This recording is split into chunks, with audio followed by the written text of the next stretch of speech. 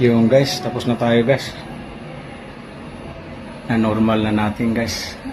Yung house learning na natin. Automatic na siya guys. Ito yung motor guys. Machine room list ito sa guys. Monarch Nice 9,000. Ayan. Tatlong palapag lang siya guys. Ayan. Dito tayo sa car top. Ayan. Ito yung car top. Malinis na. Ayan. Ito na lang din na wiringan natin yung gobernador. Pero dali na lang yan. Ayan. Running normal na siya guys. Sa Sabado na yan. Uwian na guys. Webis ngayon. Yan, normal na ito guys. Antayin na lang tayo ng sundo. Webis ngayon. Yan, nandito tayo sa loob. Buksan natin pinto. Pero yung control natin guys is temporary pa rin. Yan pa rin ang control natin. Hindi pa natin maikabit kasi hindi pa naayos yung pagkabitan. Normal muna natin guys. Yan. Okay na yan siya guys. Yan. Ready na tayo mga gamit natin. Yun. Normal muna natin guys. Ano na to? Automatic na to siya guys. Kunting ano na lang natin yung wiring. Yan. Normal natin. Yan. Naka-normal na siya guys. Yan.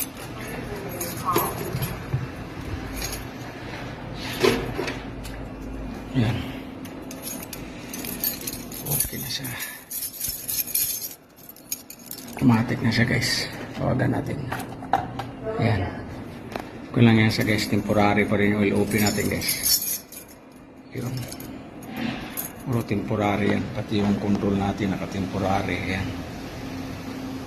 Dito kasi yung kabit guys. Hindi pa ready. Ayaw na may-ari kasi hindi pa daw na finishing. So hindi pa naayos. So, ayan. Ayos lang. Ayan. Okay na siya guys. So, kulang na lang marble. Sila lang magkakabit ng marble guys. So, ito yung cabin niya guys. So, ayan. Ganda yung cabin niya. Wood design. Saka black. Black stainless. Ayan. Tatlong palapag lang siya guys. Ayan.